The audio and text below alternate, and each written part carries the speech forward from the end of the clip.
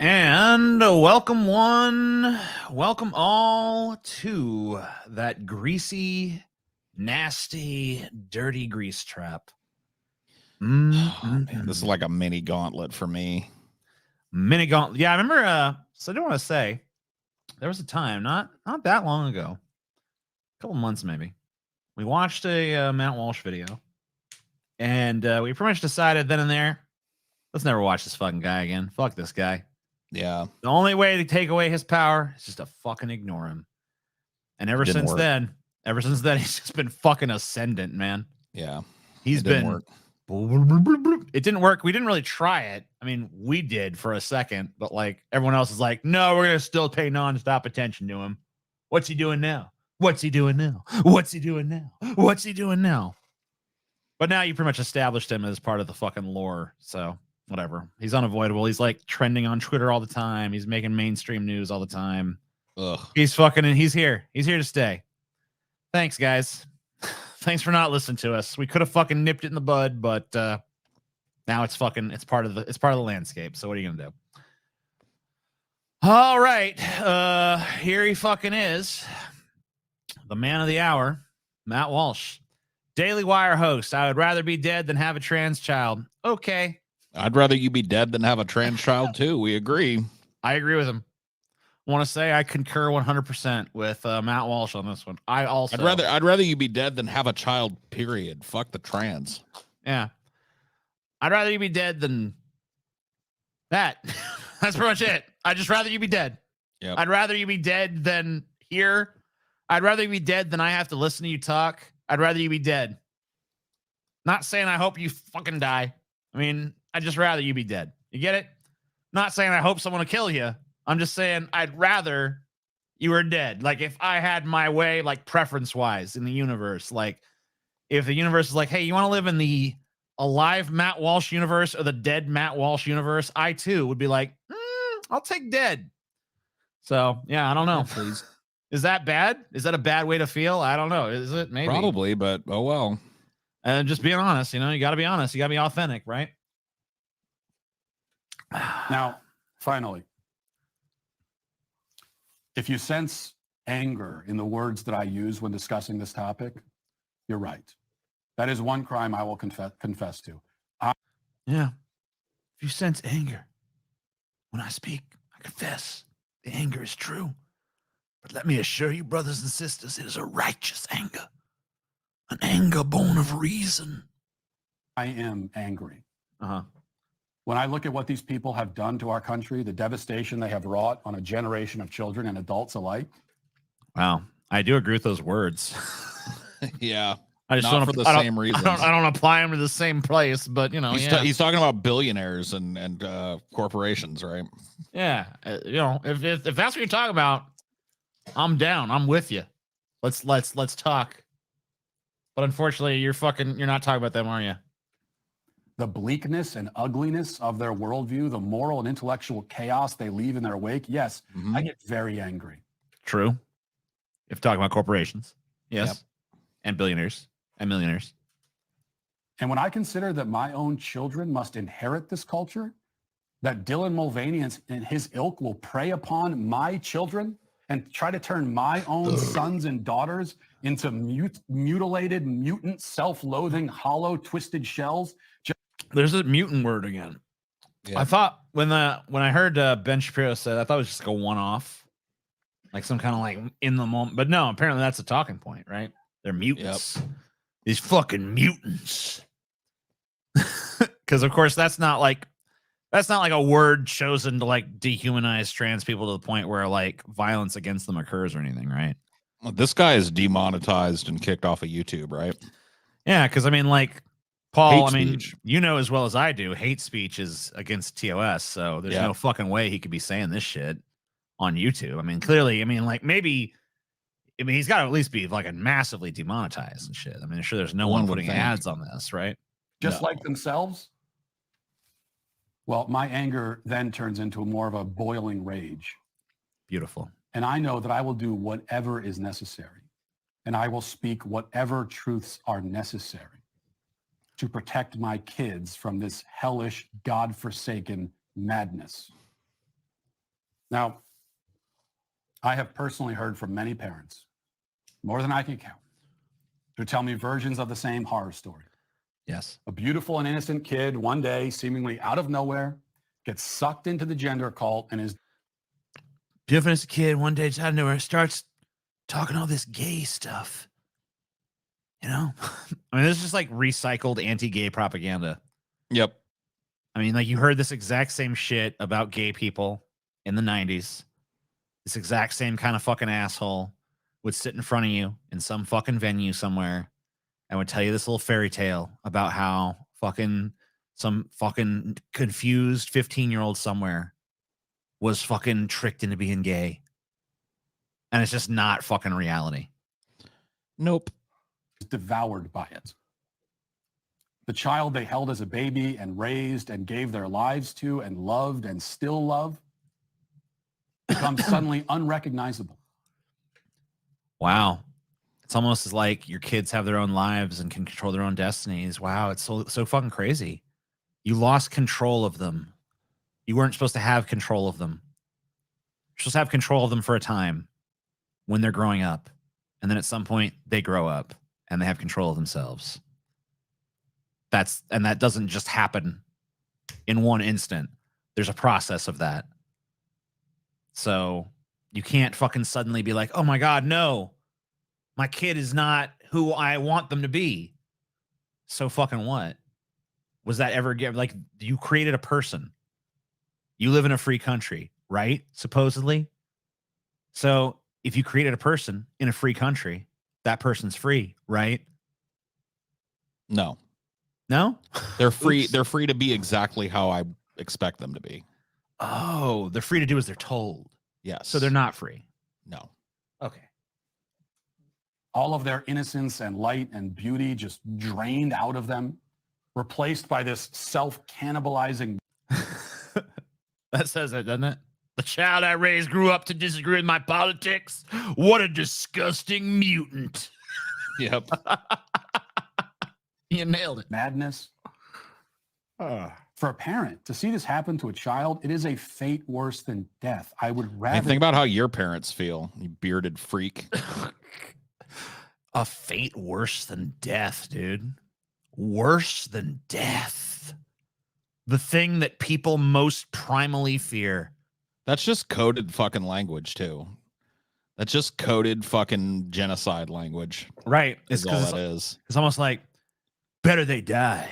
Yeah, that's exactly what he said. In a roundabout way, that's exactly what he said. They would be better off dead than trans. Still on YouTube, still on YouTube, still on YouTube, still on YouTube. dead than have that happen to my kids. Still on YouTube. See, the thing that I most despise about Dylan Mulvaney is that he is part of a movement which actively seeks to turn my children into Dylan Mulvaney. No. No. No one is. The only person that's trying to brainwash your children into being exactly what they want them to be is you. Yep. Everyone else is making the argument that they should be free to choose. So, no one's trying to turn your kid into a clone of them. They're trying to prevent you from turning them into a clone of you by giving them a little thing called choice. Sorry, bud. That's why I'm entitled to my anger and to whatever. You don't have, the thing about anger is you're free to feel it whenever you fucking want. You don't have to be entitled to it one way or the other. But as far as I'm concerned, no, you're not entitled to your anger. Your anger is born out of fucking like a very ignorant belief that your kids are your property and that they should just become little clones of you. With a little mixture of deep self-loathing due to some probably homosexual thoughts or whatever the fuck. Yeah, probably It's something pretty like that. textbook at this point. Language I use to convey it.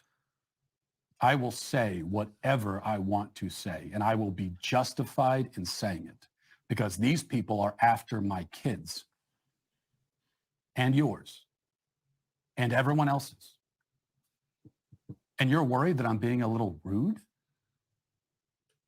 Still on YouTube. Still on YouTube. Yeah, I mean, this is like pretty much just outright genocidal rhetoric. There's no fucking. This is how you talk. This is how you talk about someone before you put them in the fucking camps, man. This is not fucking normal fucking shit right here. No, this is like the Jews are doing blood sacrifices in the woods level fucking blood libel shit going on. Yep. This is not fucking normal. This is not part of fucking a normal democratic fucking day-to-day shit. This is emblematic of deep fucking psychoses that are running to the very fucking core of our national psyche, bro. This is fucking weird shit. This is next level fucking cringy nightmare fuel. Well, you see, when it comes to my children, the children that I cherish more than my own life, if you think mean words go... I mean, think about how, guys, if you don't fucking worry about this kind of rhetoric, think about how easily this could be appropriated to literally any fucking group of people. Oh, yeah. Any group. This guy could make this argument about another religion if he wanted to. Because, like, man, these Mormons are out there trying to convert us. And, yeah, I mean, like, you're old enough to remember during the fucking Iraq invasion and Afghanistan invasion and shit, the type of rhetoric that was talked about. Oh, these people want to blow up your children. It's the same shit. And then, I mean, the main thing they did back then, as far as like on our like intersocietal shit, was like, if you're against this war, in my opinion, you're a fucking traitor to this country. And, you know, hey, I believe firmly that traitors should be hanged. So it's like, oh shit. So it's like basically like the fear tactic of like, we're going to do some violence against you if you don't fucking toe our little line. Yeah, when shit flies money off the handle, bad stuff's going to happen to you. He's making money whipping up bigots into a frenzy. And I can almost guarantee you at some point, some fucking follower, some little acolyte of this dude is going to kill one of their kids or some shit, or kill some teacher that accepted their kid as trans or whatever the fuck. It's just a matter of time. Like this type of influence and rhetoric always leads to tragedy. And this fucking pig does not give a shit. Not at all. But he's cashing checks on this shit. Yeah, and that's all that matters. Go too far, then you would be very shocked to hear how far I would really go to protect them. Oh, I don't think I would be. No one would. No homicidal maniac. But like, pretty clear when someone fucking says like flirts with the very edge of genocidal rhetoric and then says like, I think you'd be shocked to know how far I'd really go. Like, what are you supposed to imply? I mean, like, this dude can get on YouTube and basically like all but fucking just say like, I think we should kill all the trans people. Like, come right up to that line of saying that and then say like, my real views are even more extreme. And that shit is corporate sponsored, fucking on YouTube. While Paul's egos little fucking sit on my back porch and talk 80s movies and labor movement shit. Ideology channel gone from YouTube for quote unquote hate speech. Yep. So not YouTube is maggoty with this type of shit too. So not only is this guy preaching anti-trans rhetoric to the point of basically being fucking genocidal, it's calling for genocide. But the platform is doing nothing to penalize it, despite the fact that, you know, substantially less offensive channels have come under you run afoul of the TOS, basically. Yeah. So what does that say to you? Doesn't that say that this guy's got a special pass to just get away with saying this shit? Clearly. Because like any number, I mean, I can think of any number of people that could not get away with saying the shit he's saying right now. Oh yeah. So why if is you this, said some why shit is, like why this? Does this guy get? Why does this guy get a pass on this? You'd be gone tomorrow if you spouted some shit like this on your channel. It's because this guy's got corporate backers. This guy's in league with the people that own the platform. And they don't really care about protecting people from this type of fucking hateful bullshit like they claim to. It's more about getting rid of small independent creators and replacing them with homogenized milk like this fucking piece of shit. The least of it. So yes. Why don't you nut up and just say it then, bitch? Why do you got to tap dance around all your fucking genocidal shit? Why don't you just say, I want to murder trans people? If you got such a big sack swinging between your legs, if you're so righteously indignant, why don't you come out and just start calling for people to be murdered, you fuck? Because then they actually would have to clap down on him. You don't care enough about kids to not pussyfoot around? I thought that's what you fucking conservative fucks were known for, not pussyfooting. Reflect anger because I am angry. But the problem is not that I'm angry. The problem is that you aren't nearly angry enough. Yes. Yeah, got it. Thanks, got bud. it. The problem is you need to get even more fucking furiously angry about things.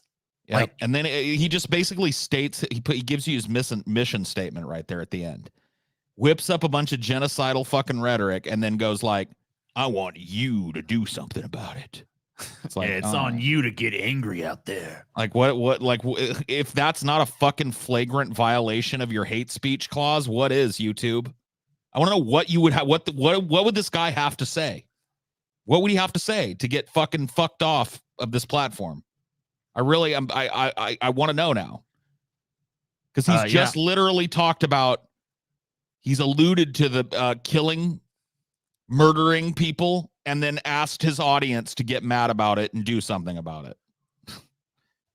Like what room does he have to be worse? Other than just directly saying everything without any subtext. Because it's like basically he's said everything shy of it and basically implied it pretty fucking strongly. And here he is.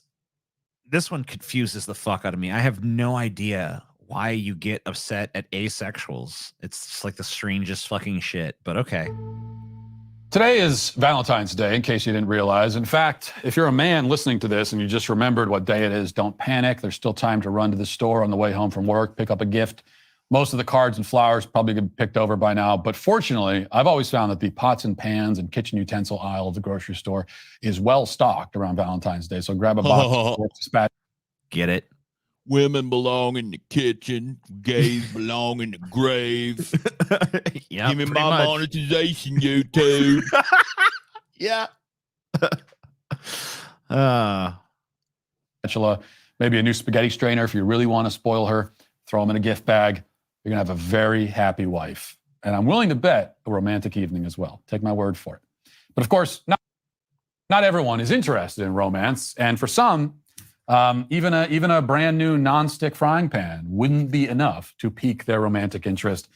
This is the so-called asexual and aromantic community. Unfortunately, they are the ones that the Washington Post is thinking about on Valentine's Day. This weekend, WAPO published a piece written by a woman named Samantha Sherry, and it was titled, quote, How Asexual and Aromantic People Make Valentine's Day Their Own. Now, the article begins by telling us about a 37-year-old person who goes... Dude, 100% the snowflakes, dude. Yep. I mean, like, who fucking gives a rat's goddamn ass, man? If you just wanted, dude, if you just wanted to make fun of it, if you just want to have a little laugh at its expense and be like, ha, fucking goddamn asexuals, like Valentine's Day is the one day you shouldn't be, I would fucking be like fine with that, honestly. But this covering fucking, it like it's some kind of fucking breaking news or some shit. Treating it like it deserves 13 minutes of your time where you're gonna fucking sit there and act like something really wrong has happened in society, like, oh my God, you know things have gone awry when this is happening, you guys. If it was just like poke a little fun, move along with your life, but it's like instead it's just like genuine, seething, fucking weird, misplaced hatred for asexual people. Yep. what does it? I mean, if ever there's a group of people that's going to leave you the fuck alone, they don't want to fuck. They don't want to fuck you. You don't want to fuck them. No one's fucking anybody. There's not even like, what's there to even get hung up on? Like, I get the hatred of like gays because you struggle with feelings inside yourself and you don't want that to be normalized because then what does it say about your sexuality and blah, blah, blah. I Or, don't like, I don't gender agree stuff. with one. I don't agree with one of those points. They don't want to fuck you, clearly. You don't want to fuck them. I think that's partially what this is about. Oh, there's people that out it? there who aren't sexually available to me? Hell no. Oh, is that it? Hell no. Is that it?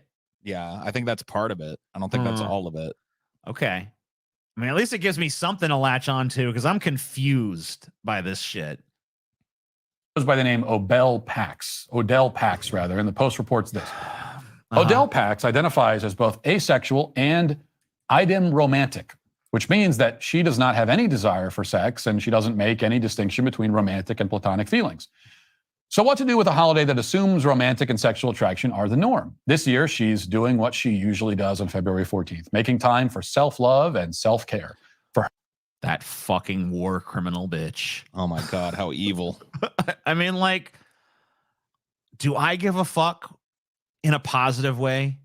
Do I think the Washington Post should be fucking writing about this like I need to give a shit? No. But you clearly do. I mean, there's the fucking paradox of what you're doing here. You're supposedly mad that the Washington Post is talking about this, and yet, apparently, this is information you were dying to know. Yep. Information you're profoundly fucking interested in. So, I guess the Washington Post is right to publish it, right? You should be thanking them like, hey, Washington Post, good job pointing this person out so I can have an opinion about it. For her, that means soaking in a hot bath before curling up in bed with her three stuffed animals, Findle, Marcia, and Sylvia. The last two names are named after trailblazing trans activists Marcia P. Johnson and Sylvia Rivera. Who fucking cares? Who fucking cares? Dear God, who fucking cares? Yes, why not? I mean, why not tell us the names of this grown adult stuffed animals? And if that's not enough, you apparently give a shit. So yeah, why not? Literally, why not?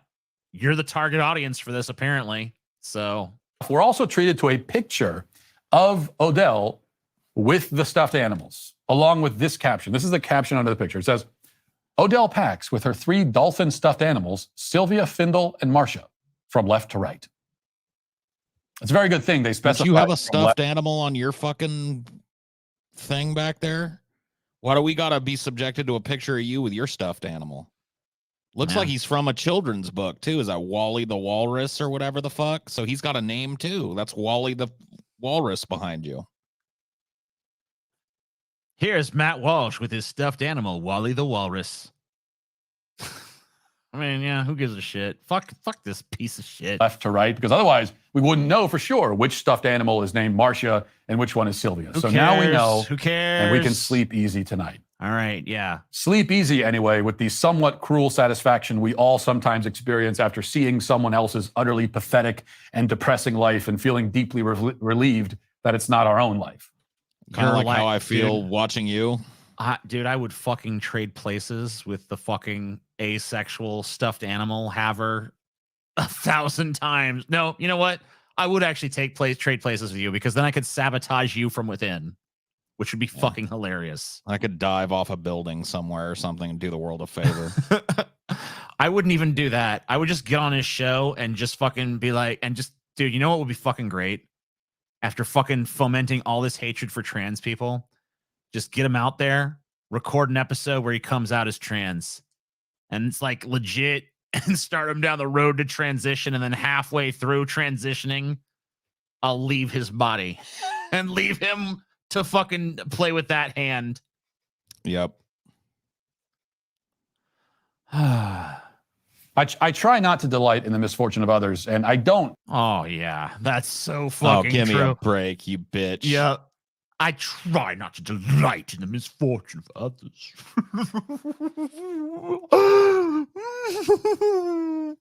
Yeah, okay, bud.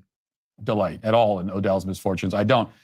But I will admit that when I read this article and I see that picture, I can't help but think to myself, my God, I am glad I'm not that person.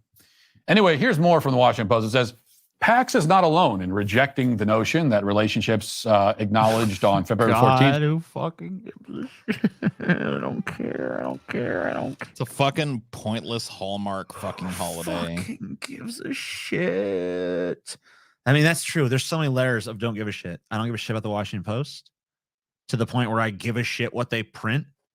I don't give a shit about Valentine's Day. I don't give a shit about this fucking person they're writing about or their fucking stuffed animal collection. And I don't give a shit about Matt Walsh giving a shit about it. But I guess I do kind of give a shit because he's like once again fomenting hatred against a random group of people for no good fucking reason.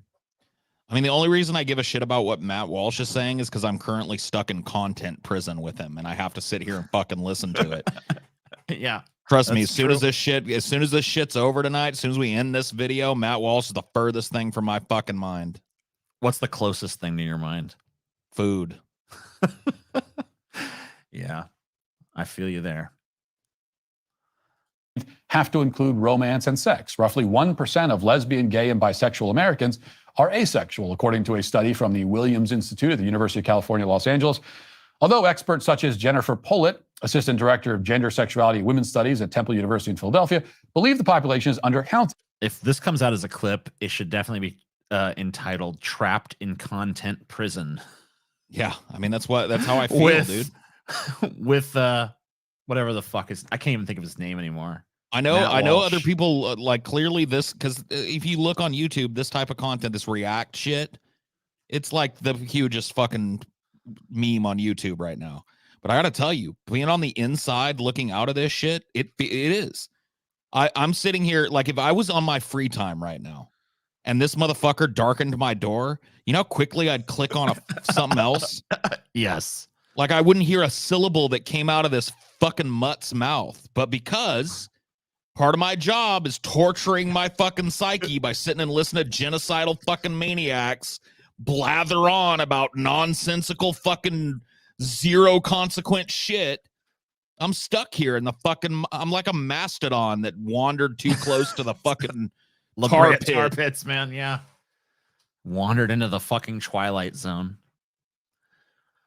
Oh, God fucking damn it. And its influence underestimated because of a lack of awareness. Wouldn't you think that we'd already filled this whole hour? You know, like based on the way you feel, wouldn't you feel like an hour had passed? You're right. Well, this feels is like a lifetime. It's like a mini fucking gauntlet, man. Yeah, it is. Sexual intimacy. This just shows me if we ever decide to do a Matt Walsh gauntlet, like I need to fortify my fucking will for that shit. I think I'm gonna have a fucking stomach bug or something that day or some shit. Paul would be like, I'm out. Fuck you. Or I got diarrhea, man. Sorry, I can't make it. Have fun, y'all. Is often placed on a pedestal to sell products, especially for Valentine's Day, Pollitt said. But love without romance or sex is just as valid and fulfilling for asexual and aromantic people. Fine. As more people understand that, there will be more support for people exploring their relationship wants, hopes, and needs. Who fucking In the meantime, cares? many people on the A spectrum, also known as aspec or aspec, an umbrella term for anyone who identifies as asexual and aromantic, are finding creative ways to define the holiday on their own terms. Fine. Now, the article does continue providing along the way more examples and anecdotes of asexual and aromantic people celebrating Valentine's Day. Uh-huh. But I think we've probably already heard quite enough. I heard enough a long time ago. Yeah, I've heard enough of that fucking article because it sounds like shit, and I've heard enough of you. You're right. I've definitely heard enough of you. As much as I don't give a fuck about the content of that article, I'd probably like listen to it read in a loop for fucking an hour before I listen to an hour of you fucking talk. Heard, for example, this sentence. Again, roughly 1% of lesbian, gay, and bisexual Americans are asexual. Now let's think about that. All right. Bisexual Americans are asexual. That is exactly like saying, I don't get it either, but who fucking cares? It's 1%. It's 1 fucking percent. It's 1% of a tiny minority of people. Yeah, it's like, who gives a fucking rat's ass, bro? What are they hurting you? Who cares if their shit doesn't make sense to you? Why does it have to? Does everyone's shit need to make sense to everyone else? No. It's okay if it doesn't. They're fucking fine. They're not hurting anybody. They're doing their thing. I promise you, they're not fucking out to get you. They're not trying to brainwash you into becoming asexual. I don't know what the fuck your problem is. Saying that 1% of polytheistic people are atheistic, or that 1% of empathetic people are apathetic. You cannot be something and also the negation of that thing at the same time. I can do whatever the fuck I want. I can do whatever I want, fucking dude. As far as my like identity and shit goes, I can literally do whatever the fuck I want to do. You don't accept it, I don't care. I don't need you. You're not part of it. Go away. Shoo. Get out. I don't want you around. Get out of my fucking house, dude. Leave me alone. Anyway, I'm not listening anymore to this motherfucker. We're gonna do something else for the next 30 minutes. Oh, are we? Thank goodness. Yeah, I'm done with this. That's enough. We covered what we said we we're gonna cover. I've taken as much as I can of this this stop glorifying asexuality video. This guy's a fucking chud of a magnitude hitherto unfucking seen or fathomed of. So yeah. So new topic. Go.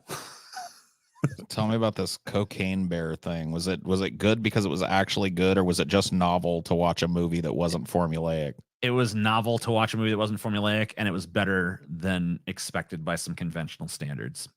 Got it. I would say that the strongest element of the movie was, the cocaine bear was pretty cool, despite being obviously, even knowing going in from the trailers, that it's not the greatest special effect in the world, but it's convincing enough. It looks enough like a bear that it's not like cringy or whatever the fuck. There's like a really fucking cool scene midway through the movie where there's like an ambulance chase, and you've probably seen bits and pieces of it in the trailers if you've watched any. I would say that scene really delivers. But I was kind of intrigued by actually how interesting the characters were in the movie. It's one of those movies that's just chock full of characters, and I would say most of them work pretty well. There's a few that don't land.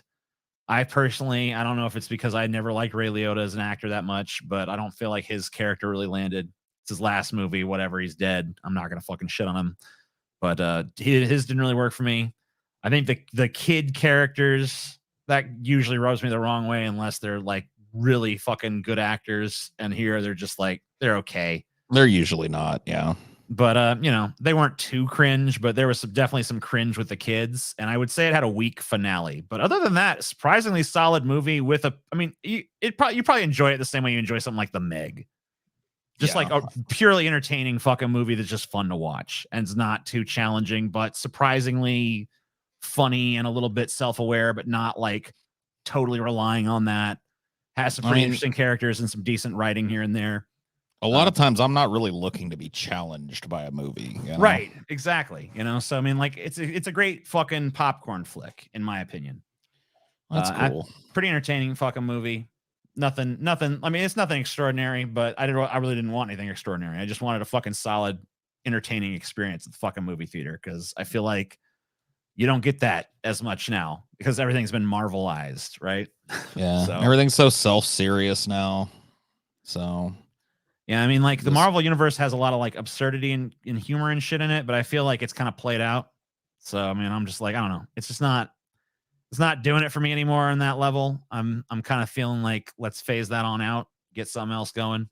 Maybe some fucking Cocaine Bear did surprisingly good box office. It wasn't number one at the box office. It made like 27 million, which is way beyond what its expectations were. So yeah, maybe guarantee some like weird little fun novelty concept movies that might actually kind of yield something a little bit fun. Kind of reminded me of watching like a movie like Crank. I'm almost surprised Jason Statham wasn't in fucking Cocaine Bear, to be honest with you. It almost seemed like a movie that was tailor-made for him to be in there. It does sound like a Statham vehicle, honestly. Flash movie looks pretty good. It looks maybe like it might be okay, but I'm just like kind of through with it right now. I've been over these fucking superhero movies. I can't tell you. Paul's been over it pretty much since. You were already kind of sick of it when Infinity War came out. You liked those movies, but then it's like, okay, I'm pretty much done now. Infinity War really just felt like, okay, that's good. That's a good way to end this superhero nonsense. It was a good way for this Marvel thing to wrap up. Pretty good movie, pretty cool ending sequence or whatever. I'm cool with it. Yeah. The fact that they're just keeping going with it with less and less desirable fucking heroes. Now we got Ant-Man and the fucking Wasp running around in their own movies and shit. I can't deal. I don't care. Yeah, and I mean I did get a little. I thought I was done with any sort of nostalgia. I thought I totally wrung that out. I did get a little, and it's weird because I didn't even like. I'm not even a big Keaton as Batman fan, but just seeing him as Batman again, I was kind of like, okay. I do get a little twinge from that, like, oh man, that's kind of cool.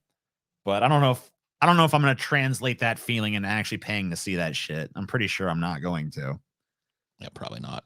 But I don't know. Who knows? Maybe I'll fucking feel like going to a flick or something.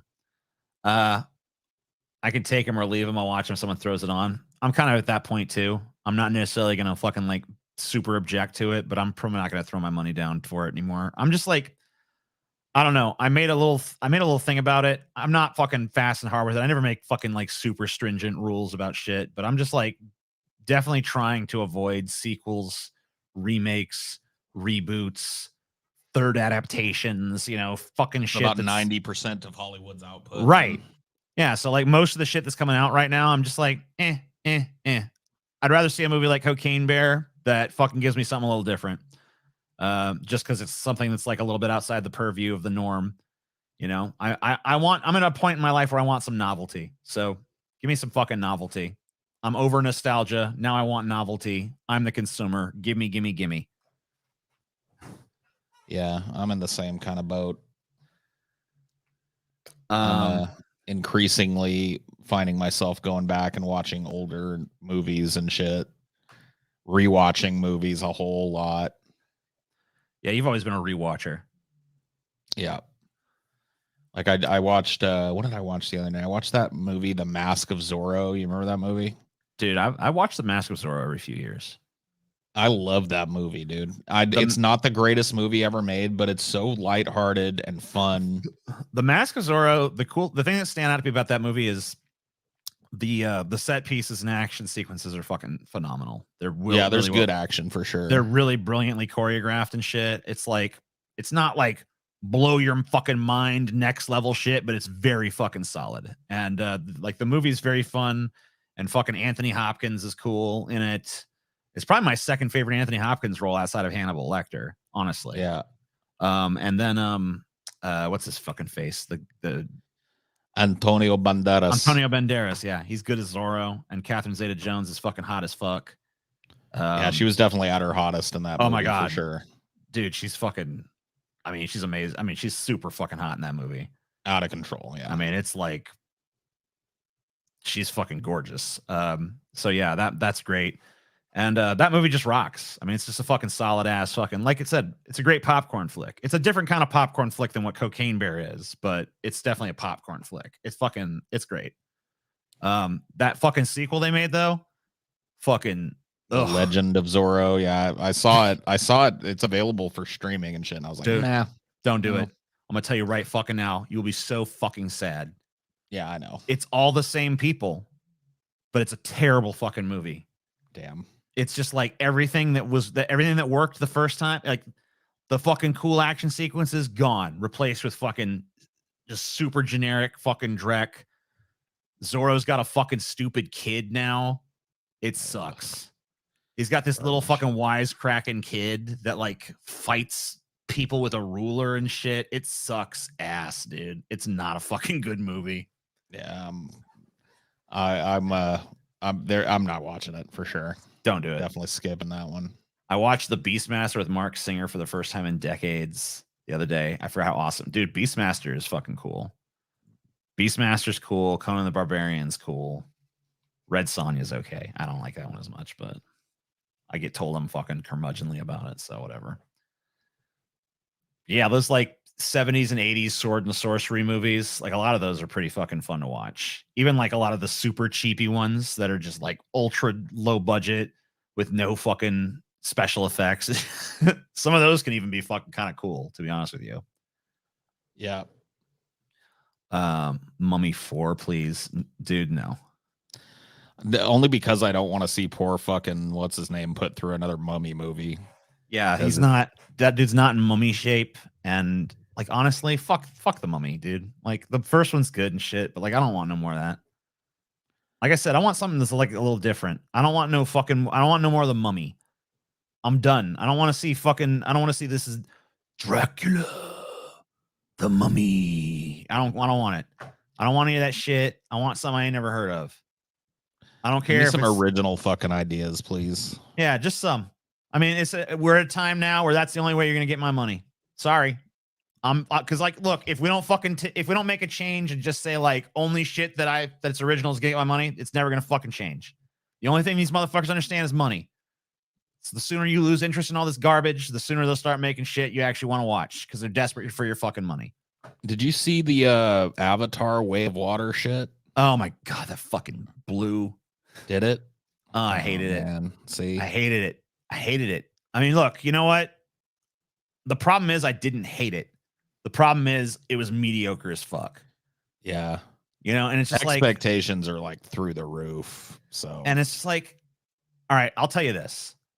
If I was just to sit down and watch the last like hour of that movie, which is just basically one giant fucking action scene, I think the movie's fucking pretty badass.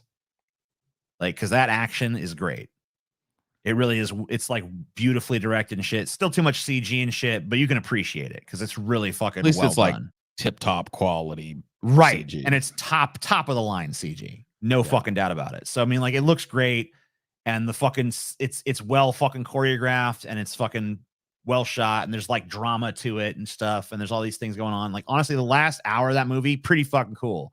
The first 2 hours of that movie, I was bored out of my fucking mind. Now, Chelsea sitting next to me watching the movie thought it was fucking, she loved it because she thought it was gorgeous visually.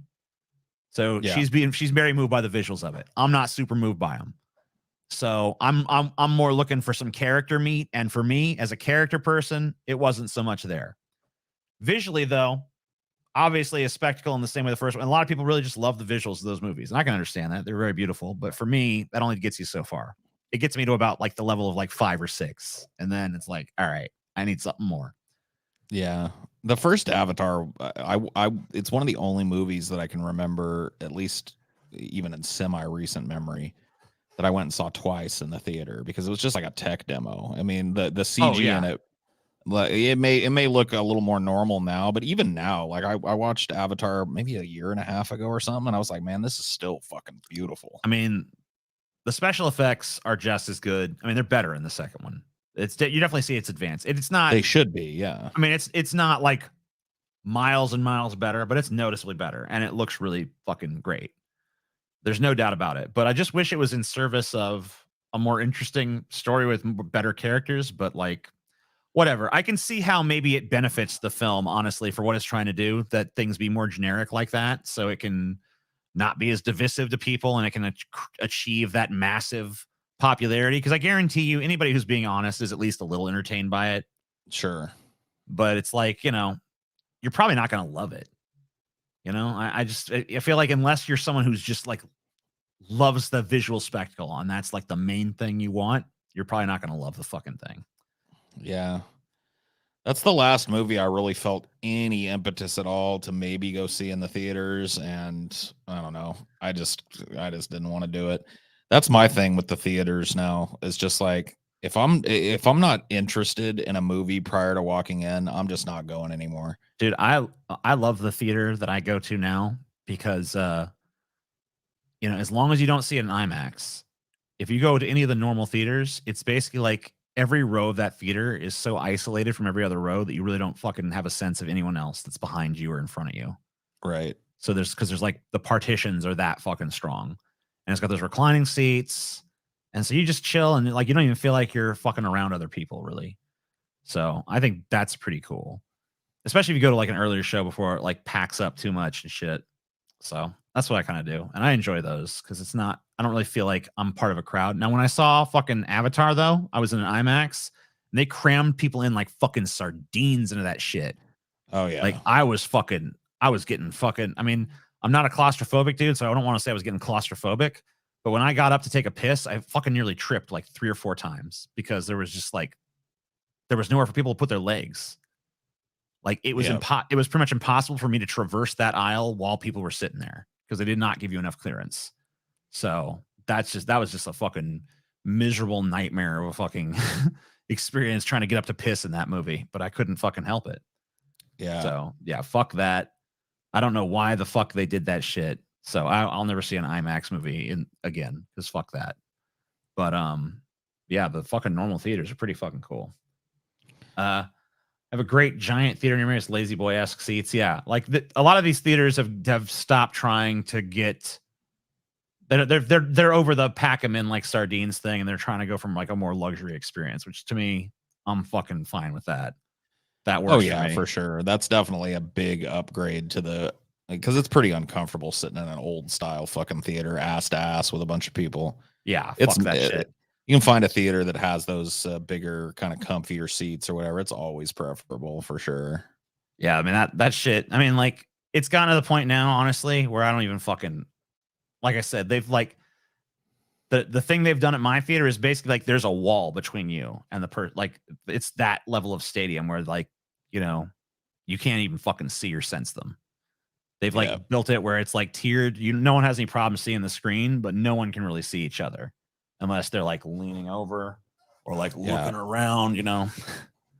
So that's just one of those things that I started to get like, I don't know. I feel like my tolerance for crowds of people has really diminished to a point where like if I know something's going to be fucking packed, I have to be super jazzed to go do it. Yeah. Because just being around the big fucking herd of people, I've never been super comfortable in those types of situations, but as I've gotten older, I've just become more and more resistant to that type of shit. So I'm definitely not a go see it on fucking opening day guy unless I really care. Yeah, it's pretty hard to fucking give that much of a shit at this point. Yeah, I don't think there's anything I would fight with that kind of crowd for at this point. Like if I'm gonna go see a movie, I'm probably gonna go see it like a daytime showing before the theater really fills up.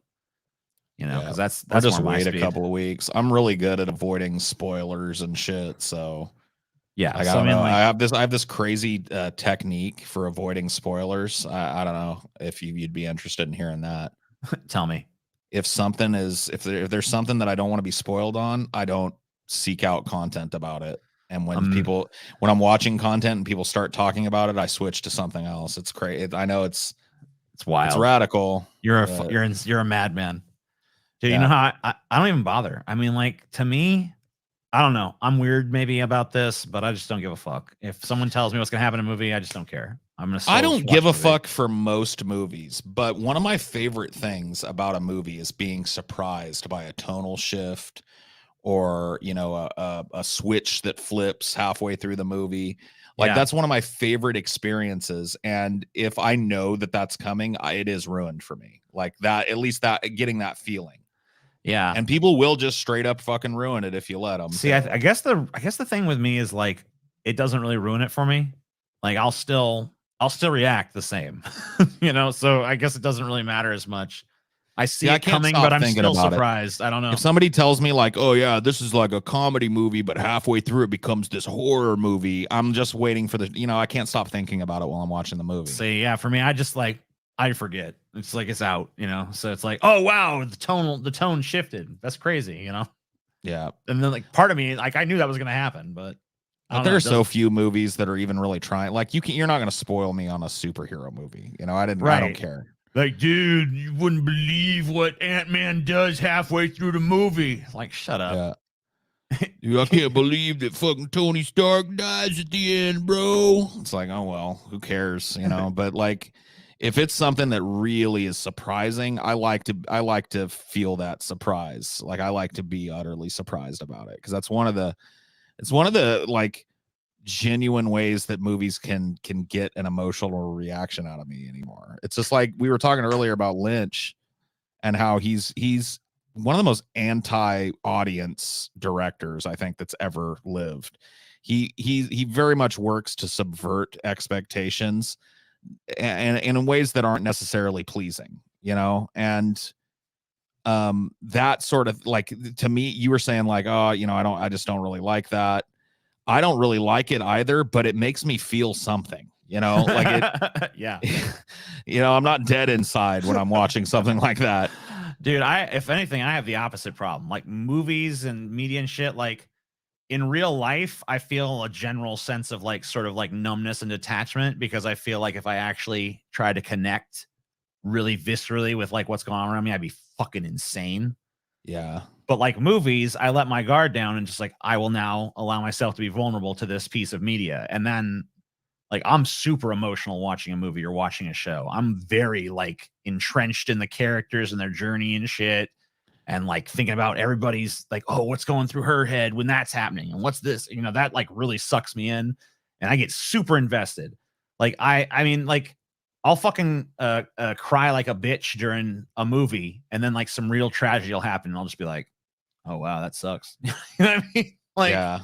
So I don't know. It's like probably not necessarily the healthiest thing in the world, but it does seem to be where I'm at. Whatever. Like everybody's got their fucking coping mechanism and shit, and that's how you get your emotions and that kind of connection out. There's nothing wrong with that. I'm on the other end of that spectrum. Like I in a natural state, and I've been trying, really trying recently to not fixate the way that I do. Like earlier during the show, when we started covering just, the chemical spills, and then we started talking labor and shit, that shit'll fuck with me all day. Like when I'm done with this tonight, I won't feel right all goddamn day because of that shit. Because typically the way that I cope with it now is to not allow myself to be subjected to it. And because of that, I feel pretty like when I'm because I'm so viscerally reactive to tragedy, or at least that's my natural bent.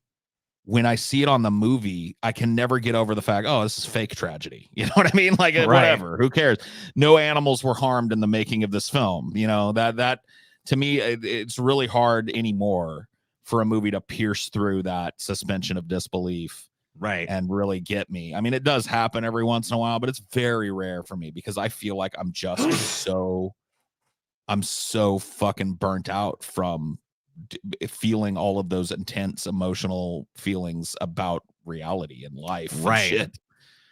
So yeah, we kind of find ourselves on opposite ends of that spectrum, where it's like you're so saturated with feelings and reality that it's like in movies, it's almost hard to like have that escapism. Whereas for me, I feel like sometimes I'm kind of detached from reality, and then in the movies, I'm like able to let myself be vulnerable to those emotional situations and shit.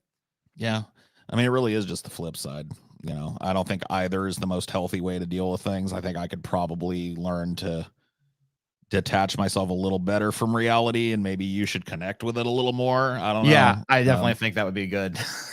But whatever. I mean, we got our mechanisms. We're surviving. I don't know how to fucking modulate that shit, or I would. I mean, clearly, yeah, I'm sure you would. I'm sure you would change your relationship to those things too. It's like, I would like to be able to invest in this movie a little more, and I like to be able to invest in this horrible shit going on in the world a little bit less. And I mean, then, I have these little escapist rituals. I mean, my animals are that for me. When I'm feeling particularly bad, I'll just go rub Cricket's belly, or I'll give Dinor a fetch or something. You know what I mean? Oh yeah, like, for sure. Just something small like that'll yank me out of it. So it's more and more, it's just like really, really heavy escapism. And it makes me kind of avoid certain types of movies too. Like there are movies where I read a little about, like, here's the synopsis, or here's the little, description below the stream or whatever of what this movie's about. And I'm just like, no, somebody loses their kid, or somebody's dog dies, or whatever. I'm just like, yeah, you know what? No, there's plenty of that in my fucking life, dude. I don't need that in the movies. It's probably caused me to miss out on a lot of really good movies, but I can't help it. I think that's why I've always had a natural bent towards horror, because horror, no matter how realistic and gory it is, horror is all, in my opinion, is a genre that's always made with its tongue firmly planted in its cheek. It's escapism at its best, in my opinion, because you're just, you're taking the most extreme situation and you're presenting it in a way that's completely and utterly realistic. That seems to typify most horror movies. Now there are some, I guess, that I probably wouldn't fucking jive with much, but that genre just seems to be the best one for me to just kind of turn my brain off and have a good time. And so I gravitate towards it a lot. Yeah, fucking horror is pretty cool. I mean, I go through my little patches. So I'll watch like a bunch of horror movies, and then I won't watch any for a minute, and then I'll watch a bunch more. But I definitely get in my fucking like super horror swings where I want to watch a lot of like, especially like 70s and 80s shit. Because there's literally like an endless treasure trove of that shit that I've never seen before. Because there's so much, there was so much made.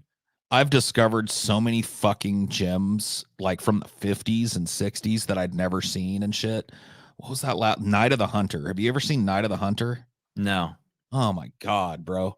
I just stumbled on that movie because me and Amelia sometimes we like to dip back in. Like another one that I saw that was fucking great was oh man, what is it called? It's not they made it into the Jungle Cruise remake with The Rock.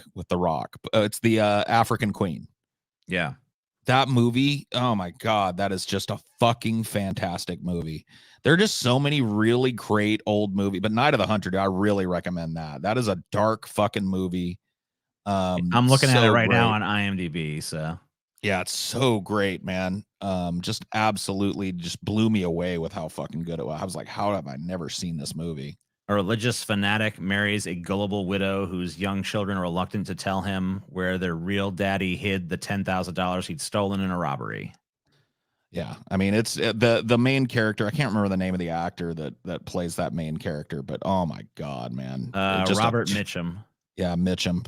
A tour de force, dude. That is one of the greatest fucking villains in cinematic history. And I'd never even heard of the movie until I happened on it, you know? So cool. I'm really like, that's how I'm reacting to this kind of like current generation's penchant for rehashing shit from my childhood to try and sell it to me again. Like, fuck that. Because I just keep finding them. You know, yeah, I mean, like the crazy thing is there's so many movies made that there's shit you've missed. So it's like easy to go and like dust off some forgotten gem and be like, holy shit. And even if it sucks, a lot of times it's like it sucks in an interesting way. So yeah, you know, there's always that shit.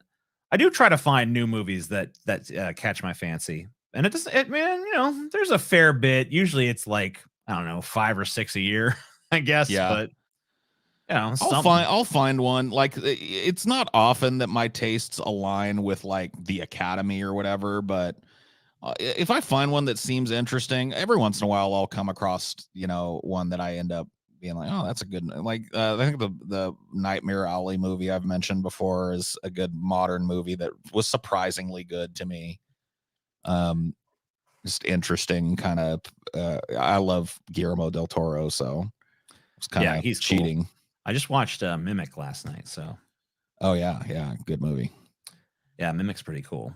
I missed on the end because I fucking fell asleep at the very end, but you know, whatever. Well, you better go finish it. Yeah, dude, that's that's a pretty cool movie. I mean, I mean, some of the special effects are not the best age, I guess, but they still look pretty decent. To me, special effects are great, but they like honestly, if they're shitty, it doesn't matter if the movie is well made. Exactly. That's the way I feel about it.